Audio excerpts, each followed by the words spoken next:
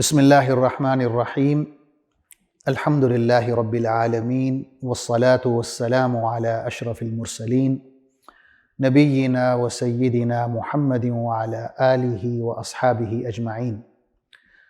ناظرین السلام علیکم۔ سیرت النبی صلی اللہ علیہ وسلم کے حوالے سے ہماری گفتگو جاری ہے اور آج اس سلسلے کا 35واں پروگرام ہے۔ غزوہ بنو مستلق کے حوالے سے گفتگو ہو رہی تھی اور اس میں عرض کر رہا تھا کہ منافقین کا ایک بھیانک کردار رہا۔ پہلے انہوں نے حضور اکرم صلی اللہ علیہ وسلم کی شان میں گستاخی کی اور اس حوالے سے سورہ منافقون کی ابتدائی آیات نازل ہوئیں۔ دوسری حرکت جو انہوں نے یہ کی وہ یہ ہے کہ حضرت ام المؤمنین عائشہ رضی اللہ عنہا کے خلاف بات کی، ان پر تہمت لگائی۔ ہوا یوں کہ حضور اکرم صلی اللہ علیہ وسلم کا طریقہ تھا کہ جب بھی سفر پر نکلتے تو اپنی جو ازواج ہیں، بیویاں ہیں، ان میں قرآن اندازی کرتے اور جن کا نام نکلتا قرآن میں وہ آپ کے ہمراہ جاتی ہیں اس سفر میں۔ تو غزوہ بنو مستلق میں جو آپ نے قرآن اندازی کی اس میں حضرت عائشہ رضی اللہ عنہا کا نام آیا اور وہ آپ کے ہمراہ اس سفر میں گئیں۔ واپسی پر ہوا یوں کہ آپ یعنی حضرت عائشہ رضی اللہ عنہا قضائے حاجت کے لیے گئیں تو آپ کا ہار کہیں گر گیا اور اس ہار کو ڈھونڈنے کے لیے آپ دوبارہ واپس گئیں۔ اس دوران وہ لوگ صحابہ کرام جو آپ کا جو محمل ہے کجاوا جس میں آپ تشریف رکھتی تھیں وہ آئے، انہوں نے اٹھایا اور اونٹ پر رکھ دیا۔ اور روایات میں یہی ہے کہ حضرت عائشہ رضی اللہ عنہا کم عمر تھیں اور ان کا وزن اتنا زیادہ نہیں تھا، تو صحابہ کرام کو یوں لگا کہ گویا کہ آپ اس محمل میں کجاوے میں موجود ہیں، تو انہوں نے وہ خالی کجاوا جو ہے اونٹ پر رکھ دیا اور اس کو باندھ دیا اور لشکر جو ہے روانہ ہو گیا۔ حضرت عائشہ جب واپس آئیں اپنا ہار ڈھونڈ کے تو وہاں کوئی بھی نہیں تھا، تو آپ وہیں پر بیٹھ گئیں اس انتظار میں کہ جب پتہ چلے گا کہ آپ موجود نہیں ہیں تو انہیں لایا جائے گا، لوگ واپس آئیں گے۔ ایک صحابی ہیں حضرت صفوان بن معطل رضی اللہ عنہ، یہ لشکر سے ذرا فاصلے پر پیچھے پیچھے آتے تھے۔ یہ جب آئے تو انہوں نے دیکھا کہ حضرت عائشہ رضی اللہ عنہا موجود ہیں اور حجاب نازل ہونے سے پہلے یہ آپ کو دیکھتے تھے، تو انہوں نے پہچان لیا۔ تو بغیر کسی گفتگو کے انہوں نے اونچی آواز سے انا للہ و انا الیہ راجعون پڑھا اور اپنا اونٹ بٹھا دیا۔ حضرت عائشہ رضی اللہ عنہا اس پر بیٹھ گئیں، سوار ہو گئیں اور یہ لے کے آہستہ آہستہ لشکر کے پاس پہنچ گئے جہاں لشکر نے پڑاؤ ڈالا ہوا تھا۔ جیسا کہ میں نے عرض کیا کہ منافقین کا ایک بھیانک کردار رہا اس غزوہ میں، تو منافقین کے سردار عبداللہ بن ابی بن سلول نے جب یہ دیکھا تو اس نے حضرت عائشہ رضی اللہ عنہا پر تہمت لگا دی، اور تہمت بھی کوئی معمولی نہیں، زنا کی تہمت لگائی۔ حضور اکرم صلی اللہ علیہ وسلم تک جب یہ بات پہنچی تو آپ اس وقت تک مدینہ پہنچ چکے تھے۔ آپ مسجد نبوی میں ممبر پر تشریف لائے اور آپ نے کہا کہ اس شخص نے میرے اہل خانہ کے بارے میں یہ بات کی ہے، اور ایک ایسے شخص کے ساتھ بات کی ہے جس کی ایمانداری، اس کا اخلاق اور شرافت اور پاک دامنی کی میں گواہی دیتا ہوں۔ تو انصار میں جو قبیلہ اوس کے سردار تھے حضرت اسید بن حضیر، انہوں نے کہا کہ یا رسول اللہ آپ اجازت دیں تو ہم انہیں قتل کر دیتے ہیں، عبداللہ بن ابی کو۔ قبیلہ خزرج کے سردار تھے حضرت سعد بن عبادہ، انہیں اس وقت تعصب آ گیا اور وہ ناراض ہوئے اور اسید بن حضیر سے کہتے ہیں کہ تم نے یہ بات اس لیے کی ہے کہ وہ اوس سے نہیں ہیں، خزرج سے ہیں، اور ہم ایسا نہیں ہونے دیں گے۔ تو آپس میں تکرار ہو گئی، مسجد میں آوازیں بلند ہوئیں، تو آپ صلی اللہ علیہ وسلم نے انہیں خاموش کرایا، اور پھر آپ نے جو آپ کے قریبی صحابہ تھے ان سے مشورہ کیا حضرت عائشہ رضی اللہ عنہا کے بارے میں۔ بعض نے کہا کہ آپ کے لیے عورتوں کی کمی نہیں ہے، آپ چاہیں تو طلاق دے دیں، ان میں حضرت علی شامل تھے۔ بعض نے کہا کہ حضرت عائشہ جو ہیں صدیق اکبر کی بیٹی ہیں، آپ طلاق نہ دیں، آپ معلومات کروائیں ان کے بارے میں۔ تو حضور صلی اللہ علیہ وسلم نے حضرت عائشہ کی جو بچپن کی کیا کہنا چاہیے آیا تھیں، ان سے پوچھا کہ آپ حضرت عائشہ کو کس طرح جانتی ہیں، تو انہوں نے ان کی تعریف کی، اور خامیوں میں انہوں نے یہی کہا کہ صرف ایک خامی میں ان کی جانتی ہوں کہ جب وہ آٹا گوندتی تھیں تو آٹا گوندتے گوندتے سو جاتی تھیں، اور گھر میں جو مرغیاں ہیں یا بکریاں ہیں وہ آ کے آٹا کھا جاتی تھیں۔ اب حضرت عائشہ کو اس بات کا پتہ نہیں، اس میں کئی دن گزر جاتے ہیں، لیکن حضرت عائشہ رضی اللہ عنہا خود یہ روایت فرماتی ہیں واقعہ کہ مجھے اس بات کا علم نہیں تھا، لیکن میں نے محسوس کیا کہ حضور صلی اللہ علیہ وسلم کا جو میرے ساتھ رویہ تھا، جو محبت تھی، اس میں نے کمی محسوس کی۔ تو فرماتی ہیں کہ میں آپ صلی اللہ علیہ وسلم سے اجازت لے کے اپنے گھر چلی گئی، حضرت ابوبکر صدیق رضی اللہ عنہ کے گھر، اپنے والدین کے گھر، اور بعد میں انہیں پتہ چلتا ہے، ایک اور صحابی ہیں حضرت مصطح بن اساس رضی اللہ عنہ، ان کی والدہ سے پتہ چلتا ہے کہ یہ بات مدینہ شہر میں پھیلی ہوئی ہے۔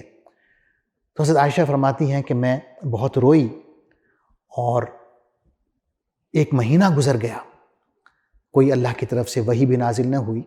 تو ایک مہینے کے بعد رسول اللہ صلی اللہ علیہ وسلم تشریف لاتے ہیں حضرت عائشہ کے پاس، جو کہ حضرت ابوبکر صدیق رضی اللہ عنہ کے گھر میں ہیں، اور فرماتے ہیں کہ عائشہ آپ کے بارے میں مجھے یہ بات بتائی گئی ہے، آپ کے بارے میں یہ بات ہو رہی ہے، تو اگر آپ بے قصور ہیں تو اللہ آپ کی برات، آپ کی بے قصوری قرآن مجید میں نازل فرمائے گا وحی کے ذریعے، اور اگر آپ سمجھتی ہیں کہ آپ سے کوئی گناہ سرزد ہوا ہے تو آپ استغفار کریں، اللہ سے توبہ کریں، اور جو شخص بھی اپنے گناہ کا اعتراف کرتا ہے، توبہ کرتا ہے، اللہ اسے معاف فرماتا ہے۔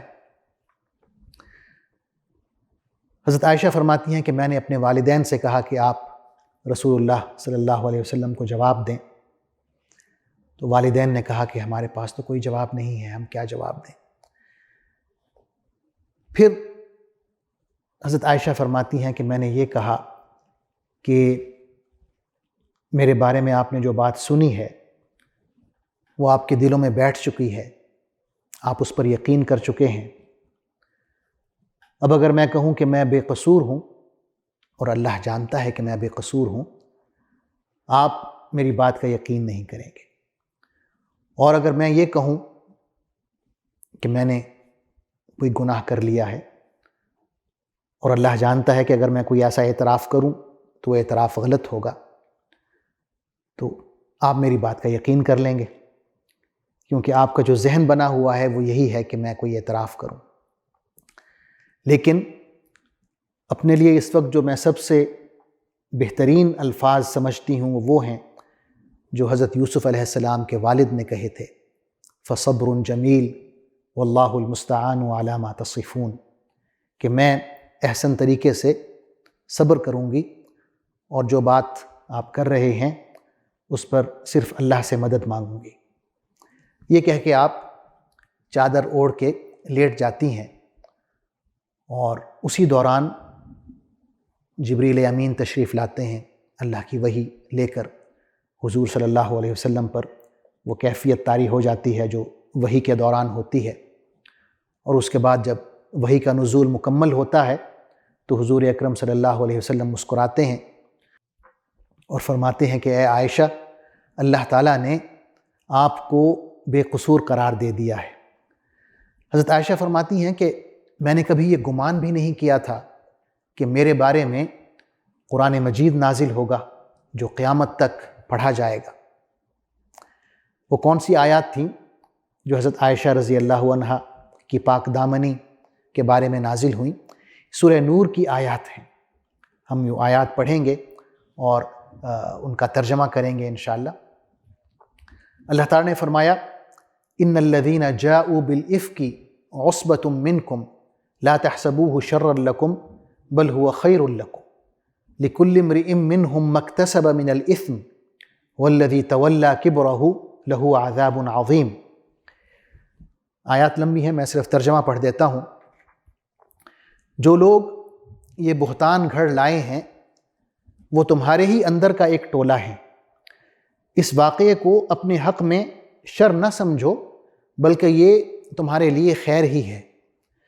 جس نے اس میں جتنا حصہ لیا اس نے اتنا ہی گناہ سمیٹا، اور جس شخص نے اس کی ذمہ داری کا بڑا حصہ اپنے سر لیا اس کے لیے تو عذاب عظیم ہے۔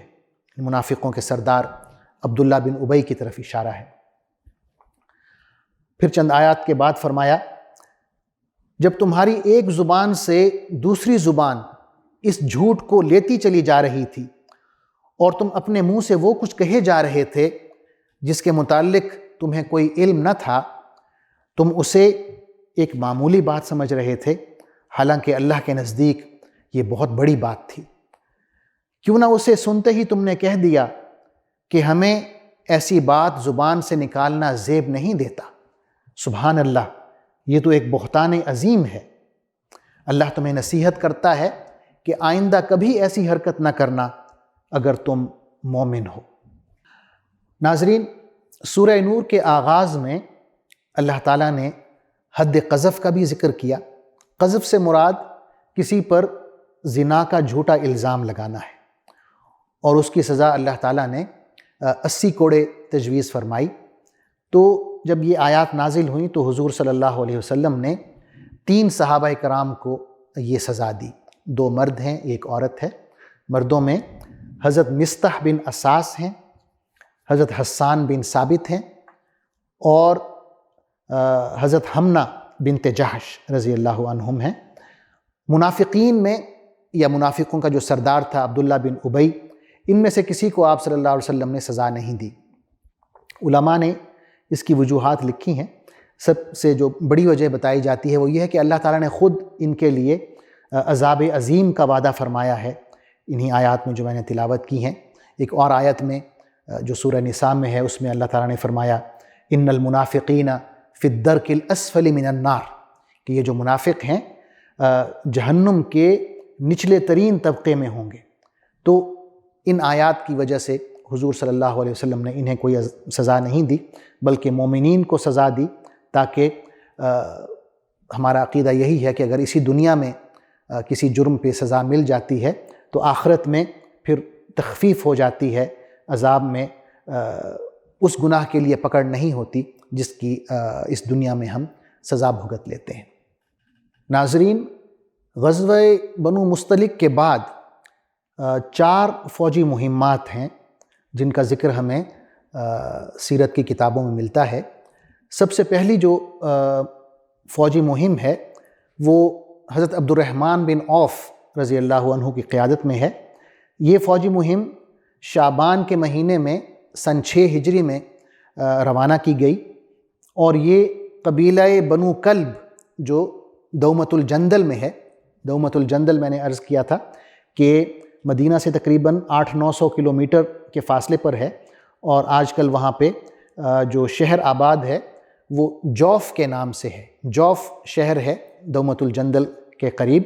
تو وہاں حضرت عبد الرحمن بن عوف رضی اللہ عنہ کو حضور صلی اللہ علیہ وسلم نے بھیجا۔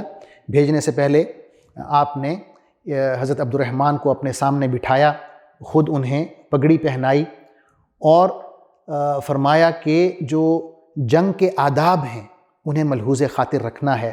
اس میں یہ ہے کہ کسی عورت کو قتل نہیں کرنا، کسی بچے کو قتل نہیں کرنا، پھلدار درختوں کو نہیں کاٹنا، فصلوں کو نہیں جلانا، یہ جو غیر مسلموں کی عبادت گاہیں ہیں انہیں نہیں گرانا، ان کے اندر کوئی پناہ لے لے تو اس سے کوئی تعرض نہیں کرنا۔ یہ سارے جو آداب تھے ان کی تلقین کی، اور پھر یہ بھی فرمایا کہ آپ نے انہیں اسلام کی دعوت دینی ہے، اور اگر یہ دعوت وہ قبول کر لیں تو آپ نے فرمایا کہ جو اس قبیلے کا سردار ہے اس کی بیٹی کا تم رشتہ مانگنا اور اس سے شادی کر لینا۔ اور عبد الرحمن بن عوف رضی اللہ عنہ نے ایسا ہی کیا، آپ نے انہیں 3 دن تک مسلسل دین کی دعوت دی، اور وہ پورا قبیلہ جو ہے بنو کلب مسلمان ہو جاتا ہے، اور حضرت عبد الرحمن رضی اللہ عنہ قبیلے کے سردار کی جو بیٹی ہے اس سے شادی کر لیتے ہیں اور واپس آتے ہیں۔ اس کے بعد جو فوجی مہم ہے وہ حضرت علی رضی اللہ عنہ کی قیادت میں ہے۔ یہ 200 صحابہ رضی اللہ عنہ پر مشتمل ہے، اور یہ فدق کی طرف بھیجی جاتی ہے۔ فدق میں ایک قبیلہ تھا بنو سعد بن بکر۔ حضور صلی اللہ علیہ وسلم کو اطلاع ملتی ہے کہ یہ جو قبیلہ ہے بنو سعد، یہ یہودیوں کی مدد کر رہا ہے اور ایک فوجی مہم کی تیاری ہو رہی ہے۔ تو آپ صلی اللہ علیہ وسلم حضرت علی کو بھیجتے ہیں۔ حضرت علی رضی اللہ عنہ خفیہ طریقے سے جاتے ہیں، آپ رات کو سفر کرتے ہیں اور دن میں چھپ جاتے ہیں، اور پھر اچانک ان پر حملہ آور ہوتے ہیں۔ بنو سعد جو ہیں بھاگ جاتے ہیں، لیکن یہ ہے کہ بہت زیادہ وہ مال غنیمت چھوڑ کر جاتے ہیں۔ روایات میں آتا ہے کہ اس مال غنیمت میں 500 اونٹ اور 2000 بکریاں شامل ہوتی ہیں۔ تو حضرت علی رضی اللہ عنہ یہ مال غنیمت لے کر مدینہ لوٹتے ہیں۔ اس کے بعد جو فوجی مہم ہے وہ حضرت ابوبکر صدیق رضی اللہ عنہ کی قیادت میں بھیجی جاتی ہے، اور یہ رمضان سن 6 ہجری میں ہے۔ صحیح مسلم میں آتا ہے کہ اس مہم کو وادی قرا کی طرف بھیجا گیا، جو موجودہ مدائن صالح کے قریب ہے۔ وہاں پر ایک قبیلہ تھا بنو فزارہ، وہاں ایک شیطان صفت عورت تھی قرفہ کے نام سے۔ اس نے حضور اکرم صلی اللہ علیہ وسلم کو قتل کرنے کی سازش کی اور 30 گھڑ سوار تیار کیے۔ حضرت ابوبکر صدیق رضی اللہ عنہ کا جو فوجی دستہ ہے اس کا ان لوگوں سے مقابلہ ہوتا ہے، اور یہ 30 کے 30 بندے جو ہیں قتل ہوتے ہیں۔ قرفہ اور اس کی بیٹی قید ہو جاتے ہیں۔